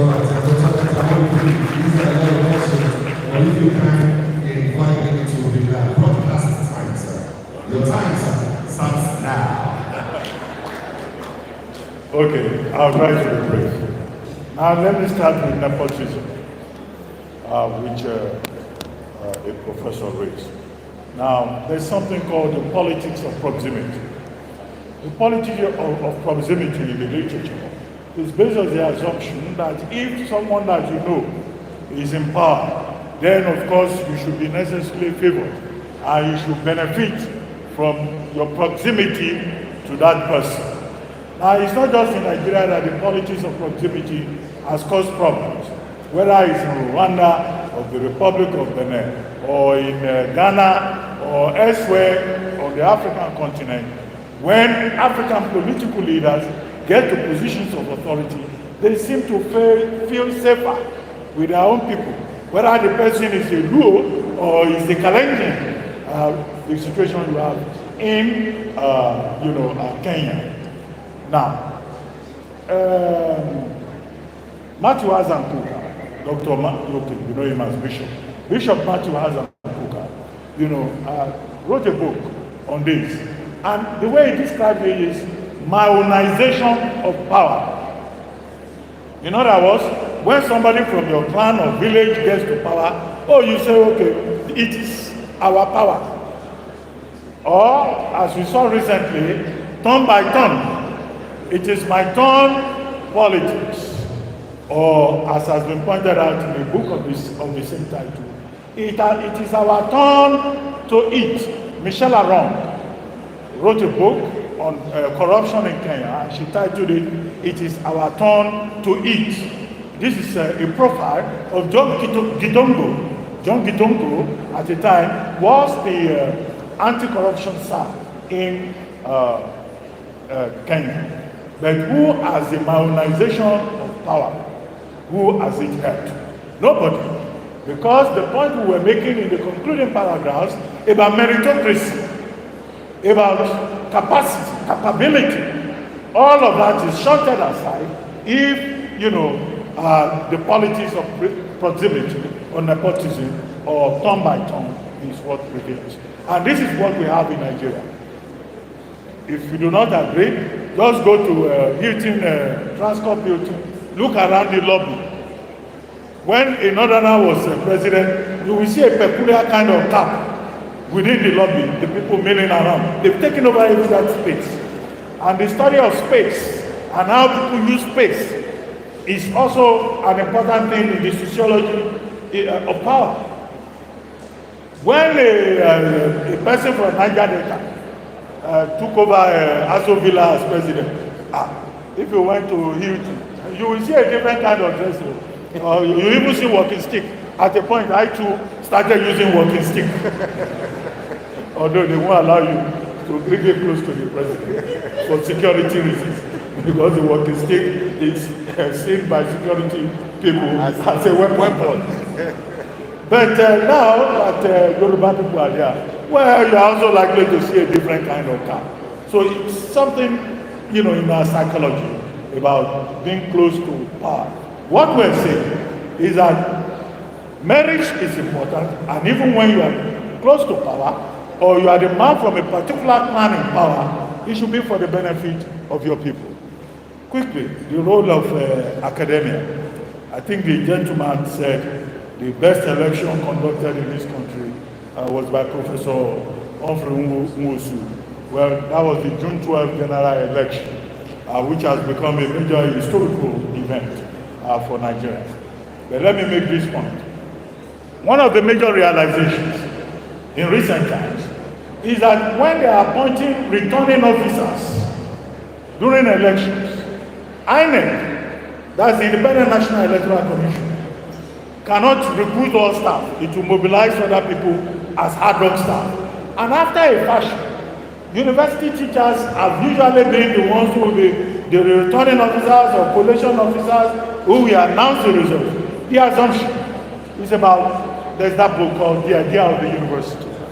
In other words, that the university exists and the people who teach there are persons who should set standards, because these are persons anyway who are teaching younger people skills, who are creating a current of thought for society's intellectual development, and who are also relating with town. So this interface between town and gown. So the assumption is that if you are looking for people who are upright, who will do well, you will naturally go to that place where they generate knowledge and they ask skills. What we have seen is that the university professors have been letting down Nigerians. Yeah. In fact, the gown and the town have merged such that you don't even know the dividing lines between the town and the gown. In fact, the gown, the people from the gown are now behaving like they are in the town. What is the most concrete illustration of that task? At least 2 professors have been convicted for corrupt practices. So the academia is a place also for leadership. And it is also important that university teachers, university workers, laborers in the field of knowledge also set good examples. I don't want to go into the controversial subject usually associated with male university teachers. I think that we all know the innuendo in this regard. But we can tie all of this together in terms of leadership. Now, accountability.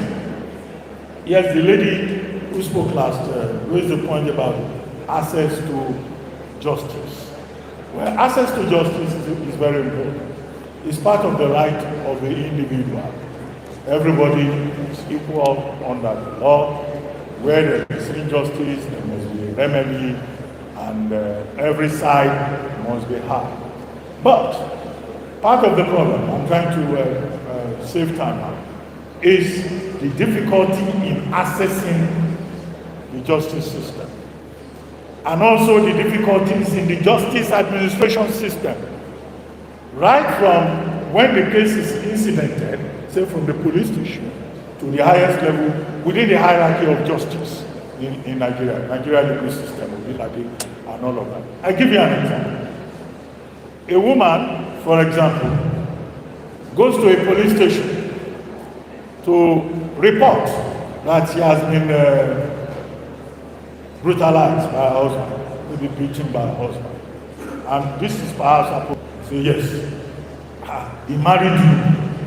So, yes, it's my husband. Say, he paid by price. His family followed you to go to your parents' house, and they gave things, and people knew that.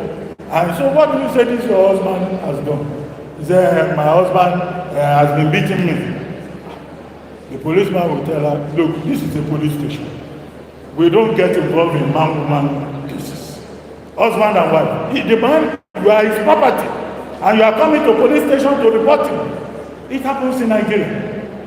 Whereas, there have been developments.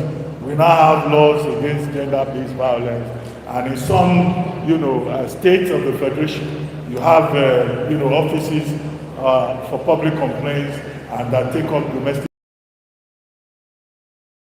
dominance. And that's why we talk about those religious, and so you have had, as with every other institution, different moments, either with ICPC or EFCC, and with arguments coming from the public that perhaps the two institutions should be merged. But that again is another argument. Well, there was a point about voters. I think voter education should remain an important part of electoral reform. And I'll quickly talk about voters. In 2019, I ran as a deputy gubernatorial candidate in Ogun State. So I have an idea of how voters behave, because I visited every local government, Nigerian voter. And you are saying, oh, when we get there, based on what we know, on our experience, we will construct roads in this place, we will provide electricity in that place. They will tell you, doctor, how much? How much? They were just interested in money. Our politics has reached a stage where it is elementary. Another word for that is stomach infrastructure. They just want you to give them money, and they are prepared to suffer for the next 4 years. How do we address that? That the people do not sell their votes, and that their votes count. Finally, Baze University. Well, this is the first time I've been here. I know the Chancellor and the founder. I've had the opportunity to interact with him, interview him on Arise News. And I think the last time he came, we sat together in the eatery downstairs, and he just ordered what do they call it in toasts now? Bread. And the values that they have received from this university. And I see progress in the future. I see a future of a complete, continuous achievement. And it's for all the present and past students and future alumni to appreciate the fact that what you have been given, you cannot afford to waste.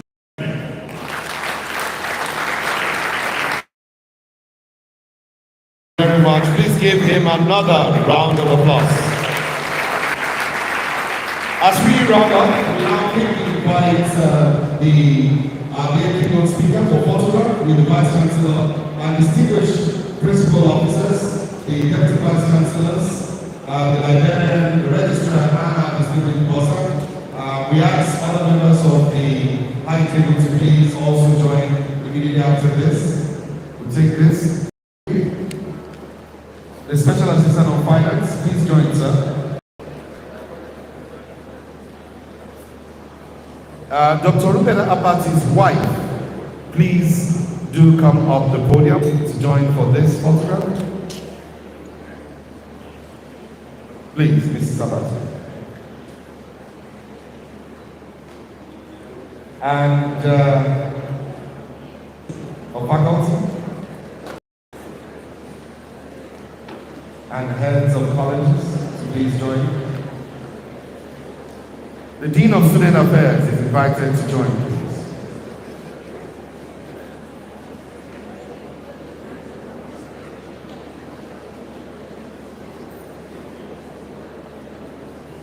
The Dean of Student Affairs is invited.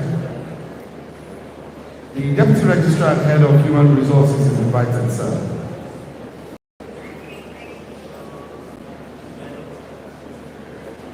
By the way, Dr. Ruben Abati, I don't know if you heard the side where somebody said if you become president, you would make Rufai and Ayo, you would give them that people are watching. All right, thank you very much. Picture, so if you stand this way, and then just stand all students. The cameraman come this way, we take a picture, just stand this way. Students, everyone stand. If you can step down, if you can step down here. Just like here, everyone stand and we take a panoramic picture of the Abati with the students.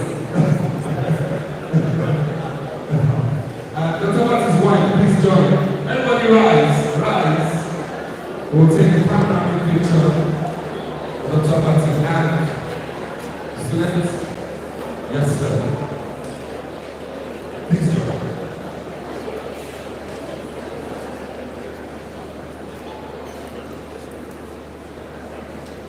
Thank you. Thank you very much. Thank you. And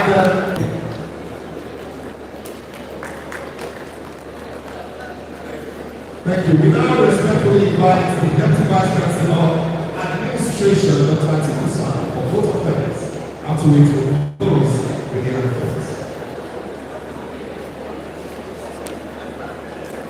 Please be seated.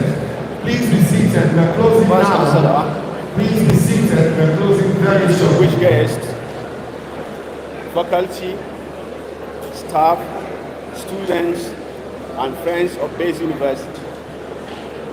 It is with great honor and privilege that I stand before you this afternoon to deliver the vote of thanks the Founders Day 2020. First and foremost, we extend our deep and founder, Senator Detti Baba Ahmed, for his vision, dedication, and commitment to academic excellence. Baze University is a demonstration of his leadership and passion for quality education in Nigeria. We appreciate our keynote speaker, Dr. Ruben Abati, for his inspiring and thought-provoking address. Your words have challenged us to reflect on the role of education, journalism, and critical thinking in shaping a better future for Nigeria. We are truly grateful for your time and insight. To our distinguished guests, alumni, and well-wishers, thank you for honoring our occasion. To inspire us in our passion for excellence. To our faculty, staff, and students, your dedication and hard work are the backbone of this great institution. We celebrate you today and always. I would also like to acknowledge the organizing committee for their meticulous planning and the execution of this event. We deeply appreciate your commitment. Finally, we thank Almighty for granting us a successful gathering and look forward to greater achievements in the years ahead.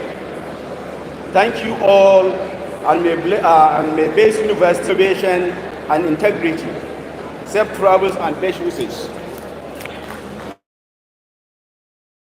To receive a gift from the Vice Chancellor on behalf of the University community.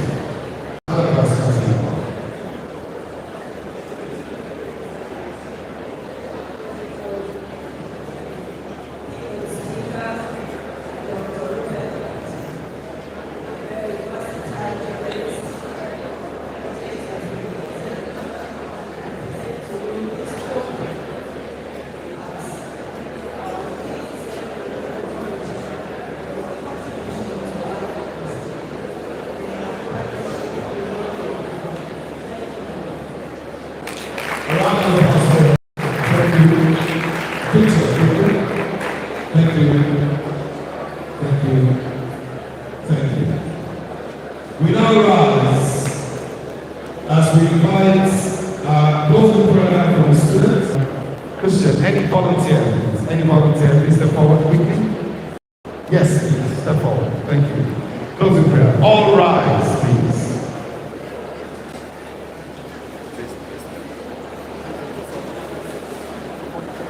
Let us pray. Lord in heaven, we thank you for how you have helped us to be complete part of this year's Founders Day. We honor your name for how you have taken control of the program. And now, all praise and honor will return to you as we must be part of here. God that we have learned and prayed, it will become assets for our lives and God's celebration will be held. I pray that none of us will be missing in Jesus' name. We go now and pray that you grant us bloody mercies back to our various destination. In peace we have come here. In peace we shall all return home in Jesus' name. And progress back home never for this university. For our keynote speakers and our management, progress and progress alone shall always be your experience.